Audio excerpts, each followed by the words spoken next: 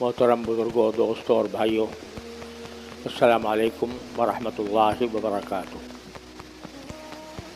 الحمدللہ ذوالقعدہ کا مہینہ شروع ہو گیا ہے، اور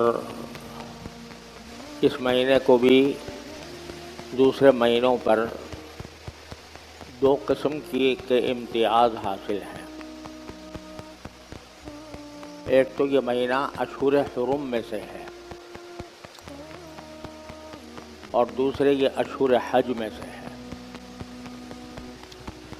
اشہر حرم کے معنی یہ ہیں کہ اللہ تعالیٰ نے قرآن کریم میں فرمایا ان عدۃ الشہور عند اللہ 12 شہرا یوم خلق السماوات والارض منها 4 حرم، کہ اللہ تعالیٰ نے جس دن آسمان اور زمین پیدا فرمائے تھے اسی دن یہ طے کر دیا تھا کہ سال کے 12 مہینے ہوا کریں گے۔ کہ سال کے 12 مہینے ہونا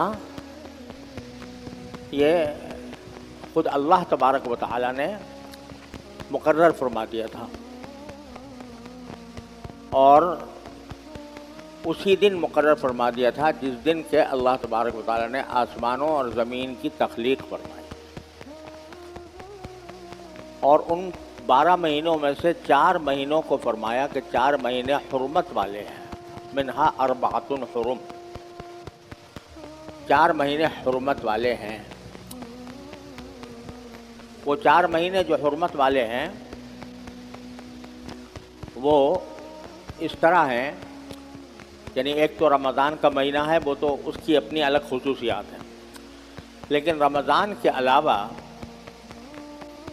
عید کے فوراً بعد آنے والے 3 متواتر مہینے ہیں، ذوالقعدہ، ذوالحجہ اور محرم، 3 مہینے تھے، اور ایک مہینہ رجب کا۔ یہ 4 مہینے ہیں جن کو اللہ تبارک و تعالیٰ نے اشہر حرم قرار دیا، حرمت والے مہینے۔ ان مہینوں کی ایک خصوصیت تو یہ تھی کہ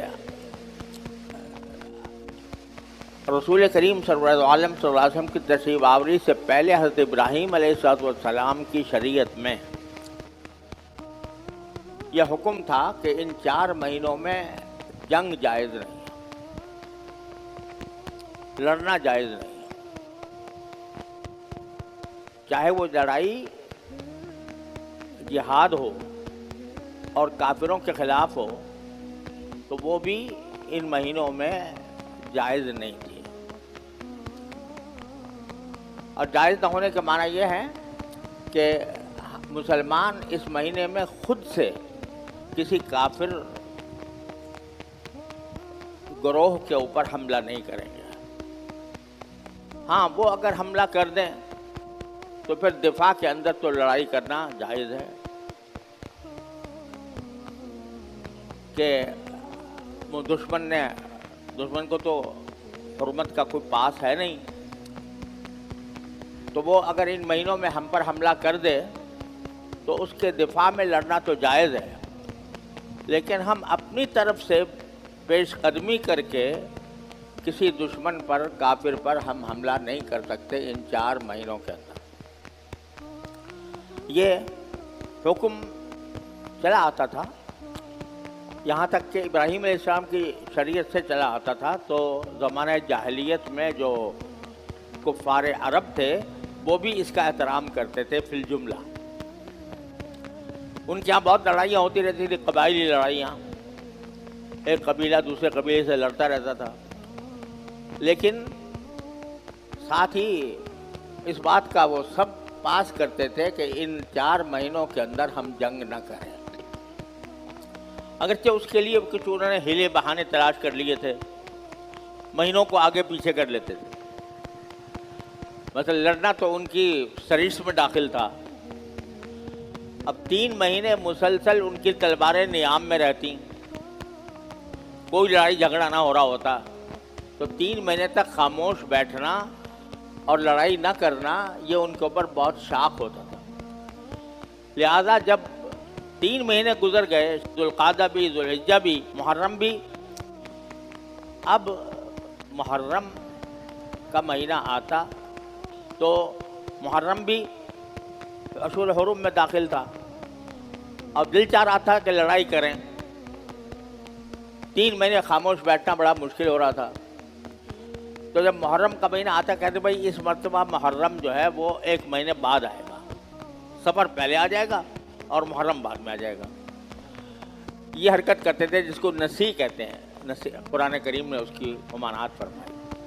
بہرحال تو 4 مہینے ایسے تھے جس میں لڑائی کرنا حرام تھا. اب اس میں تو علماء کرام کا آگے اختلاف ہوا ہے کہ آیا یہ حرمت اب بھی باقی ہے یا منسوخ ہو گئی. بعض حضرات کا کہنا ہے کہ یہ حکم اب بھی باقی ہے اور ہم اس مہینے کے اندر کسی دوسرے پر اپنی طرف سے حملہ نہیں کر سکتے. لیکن ایک بڑی جماعت علماء کرام کی یہ کہتی ہے کہ یہ منسوخ ہو گیا، یعنی لڑائی کرنا یا جنگ کرنا ان مہینوں کے اندر جو حرام تھا وہ حرمت منسوخ ہو گئی اور اب ان مہینوں کے اندر جنگ کرنا جائز ہے. لیکن اس بات پر سب کا اتفاق ہے کہ یہ 4 مہینے جو حرمت والے مہینے قرار دیے گئے ہیں ان میں اللہ تبارک و تعالیٰ کی طرف رجوع کر کے نفلی عبادتوں کا ثواب عام دنوں سے زیادہ ہے. اس میں کوئی اختلاف نہیں ہے. لہذا ذوالقعدہ، ذوالحجہ، محرم ان تینوں مہینوں کے اندر نفلی عبادتوں کا ثواب عام دنوں سے زیادہ ہے، اور اس میں اہتمام کرنا چاہیے کہ جتنا زیادہ سے زیادہ اللہ تبارک و تعالیٰ کی طاعات میں اپنا وقت صرف کیا جا سکے وہ کریں. تو یہ مہینہ انہی مہینوں میں سے ہے کہ اس میں عبادات اور طاعات، نمازیں، روزے، صدقات، اللہ کے راستے میں پیسے خرچ کرنا، یہ سارے اعمال اس مہینے میں زیادہ ثواب رکھتے ہیں بنسبت دوسرے مہینوں. عجیب کچھ معاملہ یہ ہے کہ کچھ عرصے سے اب تو شاید وہ تصور زیادہ موجود نہیں رہا، لیکن سال سال تک مسلمانوں کے معاشرے میں یہ بات مشہور رہی کہ ذوالقعدہ کا مہینہ معاذ اللہ منحوس ہے، اور اس کو خالی کا مہینہ کہتے تھے. خالی مہینہ ہے. خالی مہینے کے معنی یہ کہ اس میں یہ کوئی اگر اس میں نکاح کیا جائے گا تو وہ مبارک نہیں ہوگا، منحوس ہوگا. اس میں کوئی شادی کی تقریب نہیں کرنی چاہیے، اس میں کوئی خوشی نہیں منانی چاہیے. یہ منحوس مہینہ تھا. یہ بالکل بے اصل بات ہے جس کی کوئی اصل بنیاد نہیں ہے.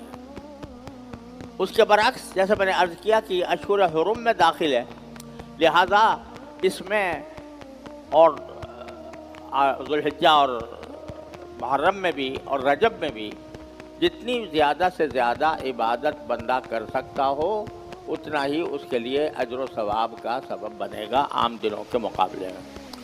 لہذا پہلی بات تو یہ ہے کہ اس مہینے کو غنیمت سمجھنا چاہیے اور اس میں نفلی عبادتوں کا جتنا زیادہ سے زیادہ اہتمام کیا جائے اتنا زیادہ بہتر ہے.